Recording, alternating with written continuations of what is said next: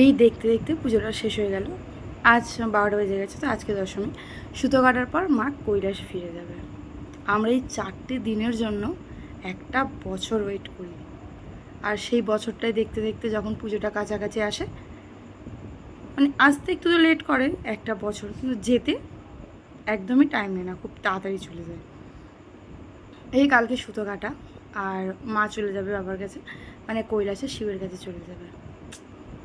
কেমন একটা লাগছে যে পুজোটা আসছে আসছে ভালো ছিল, চলে এলো। দেখতে দেখতে কাল দশমী, পুজো শেষ। বাঙালিদের একটাই বড় উৎসব, যেটা দুর্গা পুজো, কিন্তু খুব তাড়াতাড়ি আসে আবার খুব তাড়াতাড়ি চলে যায়। এই 4টে দিনের জন্য আমরা বাঙালিরা অনেকক্ষণ, মানে অনেকটা দিন ওয়েট করি যে পুজো আসবে।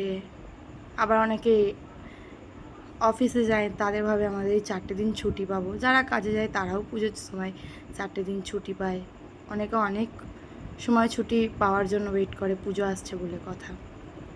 এই যেমন পুজোটাও আসছিল, ছুটিটাও আসছিল, পুজোটাও চলে এলো, ছুটিও হয়ে গেল, পুজোও চলে গেল। এবার দেখতে দেখতে অফিস, যারা কাজ করে সব কিছুই খুলে যাবে। আবার ডেইলিকারের রুটিন, যেরকম অফিস যেতে হয়, আসতে হয়, সব কিছু আবার সময় মতো টাইম মতো করতে হবে, কেননা পুজো শেষ।